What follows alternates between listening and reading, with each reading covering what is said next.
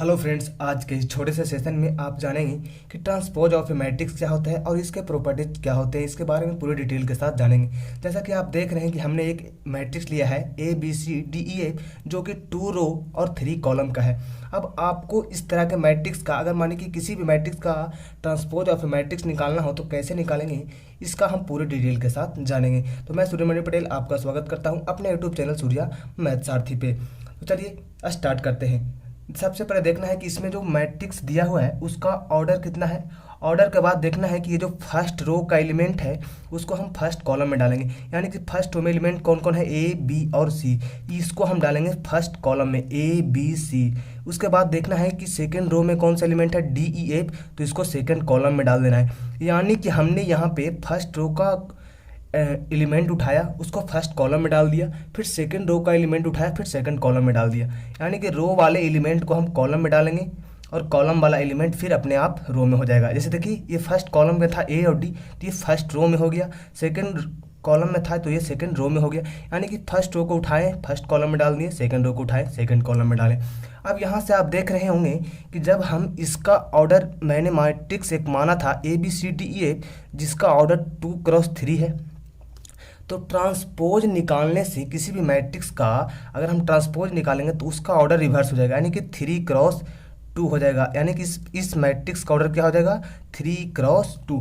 तो आप यहाँ से जान चुके हैं कि किसी भी मैट्रिक्स का अगर हम ट्रांसपोज निकालना चाहते हैं तो सीधी सी बात है, उसमें हम क्या करेंगे, नंबर ऑफ रो को कॉलम में बदल देंगे और कॉलम अपने आप रो में हो जाएगा। अब बात आता है कि जानेंगे कि जो ट्रांसपोज ऑफ मैट्रिक्स होता है इसको हम किस किस लेटर से डिनोट कर सकते हैं, यानी कि कौन कौन सा इसका सिंबल है। तो पहला तो सिंबल है कि आप A पे पावर T यानी कि T टोपी लगा दीजिए।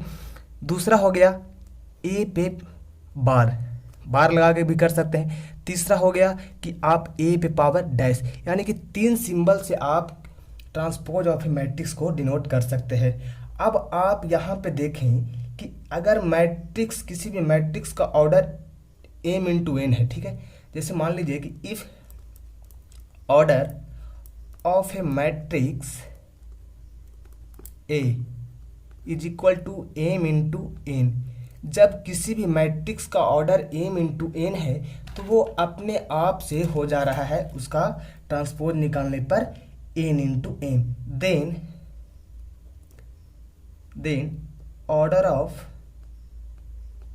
a मैट्रिक्स A पे ट्रांसपोज, यानी कि अगर A मैट्रिक्स का ऑर्डर m इंटू n है तो A ट्रांसपोज का ऑर्डर क्या हो रहा है, n इंटू m। यहाँ से हम जान चुके हैं। अब इसका डिनोट कौन कौन से लेटर्स करते हैं ये भी जान चुके हैं। यानी कि साफ शब्दों में आप कहें तो यहाँ से आप जान चुके हैं कि अगर किसी भी मैट्रिक्स का, इस तरह से भी लिख सकते हैं आप कि if A is equal to, यानी कि आई जे क्या है, नंबर ऑफ रो और number of column, m into n इसका ऑर्डर हो गया।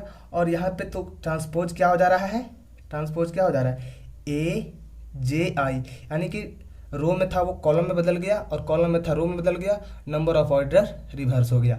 यहाँ से हम ट्रांसपोज ऑफ ए मैट्रिक्स के बारे में जानें। अब बारी आता है कि ट्रांसपोज ऑफ मैट्रिक्स का जो प्रॉपर्टीज होता है वो कौन कौन से हैं और क्या है। तो सबसे पहला प्रॉपर्टी देखिएगा क्या है, ये प्रॉपर्टीज की अब बात करेंगे। ट्रांसपोज ऑफ मैट्रिक्स हम पूरे डिटेल के साथ समझ चुके हैं। अब हम इसके प्रॉपर्टीज के बारे में भी चर्चा करेंगे। इसके पीछे का भी लेक्चर हमने बहुत सारे मैट्रिक्स का और भी कंसेप्ट वीडियो इस यूट्यूब चैनल पे डाला हुआ है, वहाँ से भी आप देख सकते हैं। इसके साथ साथ मैं NCERT सोल्यूशन भी करवाता हूँ, वो भी आप पूरा देख सकते हैं। 3.1 और 2 का भी यहाँ पे सोल्यूशन हो चुका है। 3.3 में transpose of matrix, skew symmetric और सिमेट्रिक मैट्रिक्स का रूल कंसेप्ट यूज हो रहा था, तो मैंने पहले कंसेप्ट बता दे रहा हूँ, उसके बाद हम NCERT सोल्यूशन 3.3 भी सोल्व करवाएंगे। तो चलिए देखते हैं कि कैसे आप प्रॉपर्टी समझेंगे। जैसे देख रहे हैं कि पहला जो प्रॉपर्टीज है कि A का ट्रांसपोज, यानी कि किसी भी मैट्रिक्स का आप ट्रांसपोज किए फिर से उसका ट्रांसपोज कर देंगे तो वही का वही सेम मैट्रिक्स होगा। अब आप इसका एग्जांपल लेके खुद भी प्रूव कर सकते हैं। कोई भी एक मैट्रिक्स मान लीजिए, उसका आप ट्रांसपोज निकालिए और फिर से जब उसका ट्रांसपोज निकालिएगा, यानी कि ट्रांसपोज का ट्रांसपोज, तो वो वही मैट्रिक्स सेम का सेम आ जाएगा। दूसरा प्रॉपर्टीज है कि किसी भी मैट्रिक्स में अगर हम किसी भी नंबर से मल्टीप्लाई करके ट्रांसपोज निकालें या ट्रांसपोज करके मल्टीप्लाई करें, बात बराबर होता है।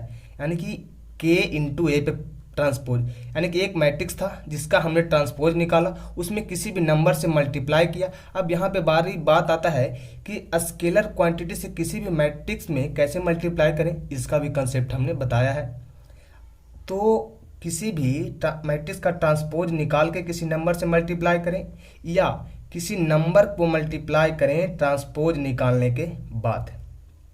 या मेरे कहने का मतलब हुआ कि पहले आप किसी भी नंबर को मैट्रिक्स से मल्टीप्लाई करके ट्रांसपोज निकालिए या ट्रांसपोज निकाल के किसी मैट्रिक्स में मल्टीप्लाई कीजिए, दोनों बात बराबर होता है।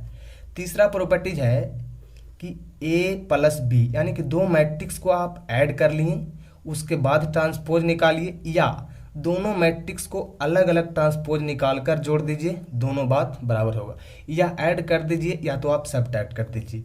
इसका एग्जाम्पल आप खुद से कर सकते हैं। अगर आप इसका प्रूफ चाहते हैं तो हम इसका सभी प्रॉपर्टीज को एनसीईआरटी का जो क्वेश्चन है एक्सरसाइज 3.2 में उसके साथ हम इसको कंबाइन करके बताएंगे, तो वहाँ से भी आप सीख सकते हैं। अब प्रॉपर्टी नंबर 4 देखिएगा।